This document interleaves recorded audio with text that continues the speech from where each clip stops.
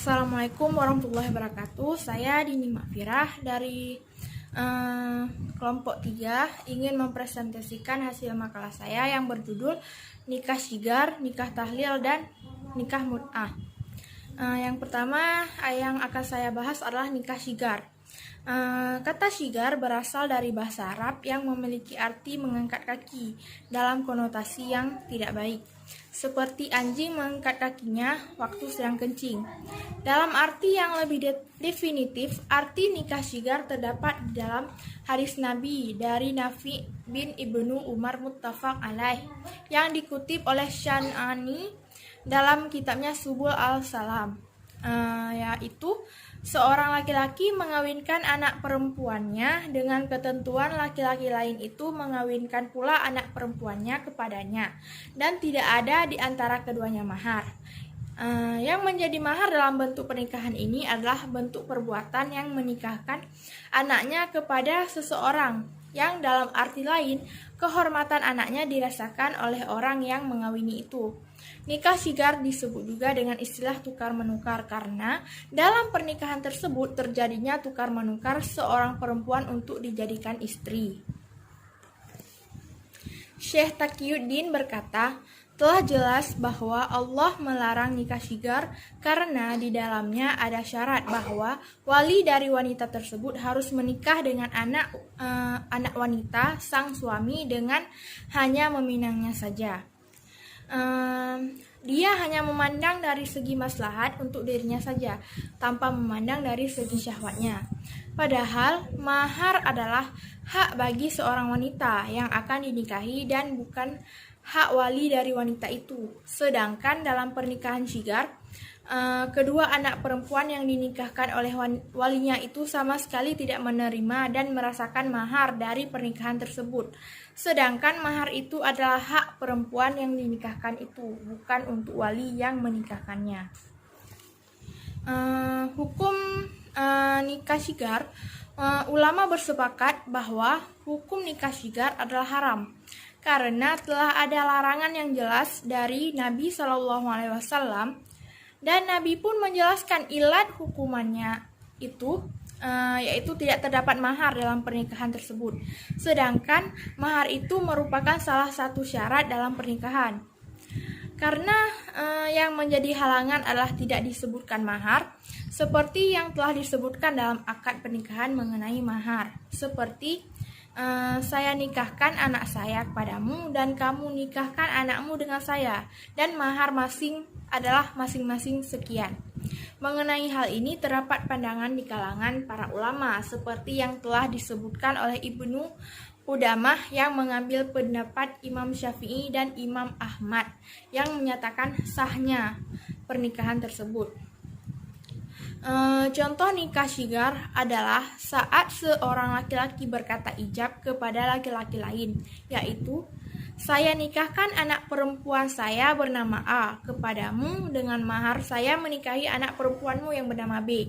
Lalu laki-laki lain itu menjawab dalam bentuk kabul, saya terima untuk menikahi anak perempuanmu bernama A dengan maharnya kamu menikahi anak perempuan saya bernama B. Lalu ada nikah tahlil. Secara etimologi, tahlil berarti menghalalkan sesuatu yang adalah haram. Jika dikaitkan dengan pernikahan, maka berarti perbuatan yang menyebabkan seseorang yang semula haram melangsungkan pernikahan menjadi boleh atau halal. Orang yang dapat menyebabkan halalnya orang lain melakukan pernikahan itu disebut muhalil. Sedangkan orang yang telah halal melakukan pernikahan disebabkan oleh pernikahan yang dilakukan muhalil dinamai muhalallah. Orang Melayu menamakannya Cina buta, yaitu pernikahan seorang laki-laki dan seorang perempuan yang telah diceraikan suaminya sampai 3 kali. Setelah habis iddahnya, perempuan itu diceraikan supaya halal dinikahi kembali oleh suaminya yang telah mentalaknya 3 kali. Rukun nikah tahlil seperti rukun nikah yang biasa dilakukan oleh masyarakat, yaitu adanya calon mempelai laki-laki dan perempuan, harus ada wali bagi calon mempelai perempuan, harus disaksikan oleh 2 orang saksi, akad nikah yaitu ijab dari wali mempelai perempuan atau wakilnya, dan kabul dari mempelai laki-laki atau wakilnya. Suami yang telah menalak istrinya 3 kali ingin kembali bersama kembali. Jika menunggu cara yang biasa dengan menikahi mantan istri dengan laki-laki lain dan menunggu sampai suami kedua menceraikan istrinya dan habis masa iddahnya, pasti akan membutuhkan waktu yang lama. Untuk mencapai maksudnya dengan cepat, maka ia akan mencari laki-laki yang akan menikahi mantan istrinya dengan pura-pura. Biasanya dengan suatu syarat bahwa setelah berlangsung akad nikah, segera diceraikan sebelum dipergauli. Hal ini berarti mereka telah menikah dengan akal-akalan untuk mempercepat sesuatu yang diharamkan. Pernikahan akal-akalan seperti inilah yang disebut pernikahan tahlil dalam arti yang sebenarnya. Suami kedua disebut muhalil dan suami pertama yang merekayasa pernikahan disebut muhallalah. Hukum nikah tahlil. Mengenai nikah tahlil, Allah Subhanahu wa taala berfirman dalam Quran surah Al-Baqarah ayat 230 yang artinya, kemudian jika si suami mentalaknya sesudah talak yang kedua, maka perempuan itu tidak lagi halal baginya hingga dia menikah dengan yang lain.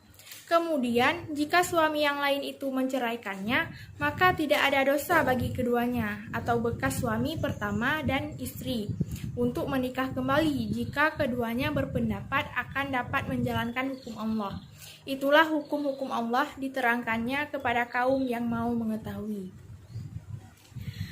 Yang dimaksud dalam ayat ini tentang menikah dengan laki-laki lain adalah ayat tersebut bukan hanya sekedar melakukan akad nikah, tetapi juga melakukan hubungan bercampur selayaknya kehidupan suami istri pada umumnya. Hal ini didasarkan pada hadis Nabi dari Aisyah muttafaq alaih. Seorang laki-laki menceraikan istrinya 3 kali, kemudian dia dinikahkan dengan suami kedua. Kemudian dia menalaknya sebelum digaulinya. Suami pertama ingin kembali menikahi perempuan tersebut dan bertanya kepada Nabi Shallallahu Alaihi Wasallam tentang itu. Nabi Shallallahu Alaihi Wasallam bersabda, tidak boleh sampai suami kedua merasakan enaknya bergaul yang dirasakan suami pertama. Pernikahan tahlil tidak menyalahi rukun yang telah ditetapkan.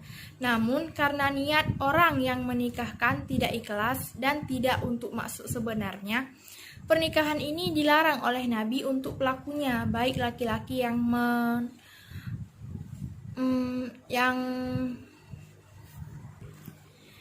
menyuruh untuk menikah atau muhallalah, ataupun laki-laki yang menjadi penghalal atau muhallil dilaknat Rasulullah. Ulama telah menyepakati bahwa nikah tahlil hukumnya haram karena sesuatu yang dilaknat oleh pelakunya adalah sesuatu yang haram. Kebanyakan ulama berpendapat bahwa nikah tahlil itu batal atau nikah yang fasid, baik ditinjau dari segi adanya kesalahan dalam akad, yaitu menggunakan syarat. Yang ketiga adalah nikah mut'ah. Kata mut'ah adalah terminologi bahasa Arab yang berasal dari kata mata'a yang secara etimologi mengandung beberapa arti, diantaranya kesenangan, alat perlengkapan, pemberian. Nikah mut'ah dalam istilah hukum biasanya disebut pernikahan untuk masa tertentu. Dalam arti lain, pada waktu akad dinyatakan berlaku ikatan pernikahan sampai masa tertentu, yang bila masa itu telah datang, pernikahan akan terputus dengan sendirinya tanpa melalui proses perceraian. Adapun nikah mut'ah adalah ikatan seorang laki-laki dengan seorang perempuan dalam batas waktu tertentu dengan upah tertentu pula. Saat ini yang sedang melakukan praktek nikah mut'ah adalah masyarakat di kalangan Syiah Imamiyah yang tersebar di seluruh Iran dan sebagian dari Irak. Nikah mut'ah pernah diperkenankan oleh Rasulullah SAW sebelum stabilnya syariah Islamiyah, yaitu dibolehkan dalam bepergian dan peperangan, kemudian diharamkan untuk selama-lamanya.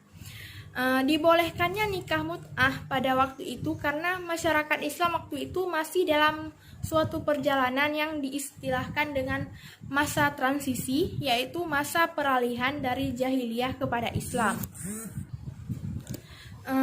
Ibnu Mas'ud mengatakan, kami pernah berperang bersama Rasulullah SAW, sedang istri-istri kami tidak turut serta bersama kami. Kemudian kami bertanya kepada Rasulullah, apakah boleh kami berkebiri? Maka Rasulullah SAW melarang kami berbuat demikian dan memberikan rukhsah supaya kami menikah dengan perempuan dengan mas kawin baju untuk satu waktu tertentu. Hadis riwayat Bukhari dan Muslim.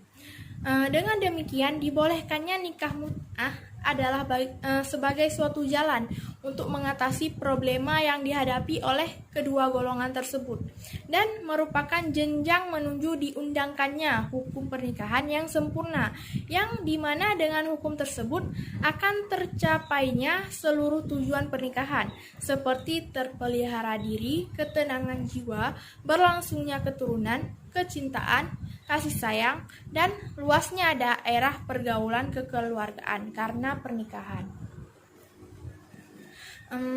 Menurut jumhur ulama ahlu sunnah wal jamaah bahwa kebolehan nikah mut'ah telah dicabut dengan arti bahwa sekarang hukumnya telah haram. Para ulama dan salafus sahih telah sepakat bahwa nikah mut'ah adalah zina karena tanpa adanya wali dan saksi, apalagi akadnya dirahasiakan segala. Jelas bahwa pernikahan seperti itu tidak sah dilihat dari sudut manapun. Tindakan melakukan pernikahan tanpa wali, saksi, dan merahasiakannya adalah tindakan menghalalkan zina secara nyata. Dan bila sudah tahu bahwa hal itu merupakan zina, namun tetap dikerjakan juga karena taklid buta. Nikah mut'ah adalah nikah yang telah diharamkan Islam sejak masa Rasulullah. Memang ada keterangan yang membolehkan bahwa nikah mut'ah diperkenankan oleh Rasulullah, namun segera setelah itu diharamkan hingga akhir zaman. Allah Subhanahu wa Ta'ala dan Rasul telah mengharamkan nikah mut'ah itu sejak zaman dahulu. Meski pernah dibolehkan, namun pengharamannya jelas, terang, nyata, dan sama sekali tidak ada keraguan di dalamnya. Namun, ulama Syiah berpendapat bahwa tidak ada hadis sahih yang mencabut kebolehan itu, dengan arti masih tetap boleh hukumnya sampai sekarang. Hadis Nabi yang mencabut nikah mut'ah yang dijadikan dalil oleh ulama ahlu sunnah tidak diterima kesahihannya oleh ulama Syiah untuk mencabut hukum yang sudah ditetapkan sebelumnya. Alasan lain yang digunakan oleh ulama Syiah ini ialah bahwa kebolehan melakukan nikah mut'ah dahulunya sudah merupakan ijma' ulama dan telah diyakini bersama kebolehannya. Sedangkan dalil yang mencabut kebolehannya bersifat diragukan. Nah, kesimpulan yang dapat kita ambil dari ketiga pernikahan ini yaitu nikah syigar merupakan pernikahan yaitu laki-laki yang menikahkan anak perempuannya dengan ketentuan laki-laki lain itu mengawinkan pula anak perempuannya kepadanya dan tidak ada di antara keduanya mahar. Pernikahan ini hukumnya haram karena mahar merupakan hak yang harus diterima seorang perempuan dan merupakan rukun nikah. Sedangkan mahar di sini yaitu perempuan di pernikahan ini tidak menerima dan merasakan mahar. Dan yang merasakan mahar itu adalah wali yang dinikahkannya, yang menikahkannya. Dan lalu nikah tahlil, yaitu pernikahan seorang laki-laki dan perempuan yang telah diceraikan suaminya sampai 3 kali. Setelah habis iddahnya, perempuan itu diceraikan supaya halal dinikahi kembali oleh suaminya yang telah mentalaknya 3 kali. Pernikahan tahlil tidak menyalahi rukun yang telah ditetapkan. Namun karena niat orang yang menikahkan tidak ikhlas dan tidak untuk maksud sebenarnya, pernikahan ini dilarang oleh Nabi untuk pelakunya, baik laki-laki yang menyuruh nikah atau muhallalah, ataupun laki-laki yang menjadi penghalal atau muhalil dilaknat Rasulullah. Lalu yang terakhir, nikah mut'ah adalah ikatan seorang laki-laki dengan seorang perempuan dalam batas waktu tertentu, dan serta pada waktu akad dinyatakan berlaku ikatan pernikahan sampai masa tertentu yang bila masa itu telah datang, pernikahan akan terputus dengan sendirinya tanpa melalui proses perceraian. Nikah mut'ah pernah diperkenankan oleh Rasulullah sebelum stabilnya syariah Islamiyah, yaitu dibolehkan dalam bepergian dan peperangan, kemudian diharamkan untuk selama-lamanya. Sekian dari presentasi saya. Apakah ada yang ingin bertanya? Silahkan.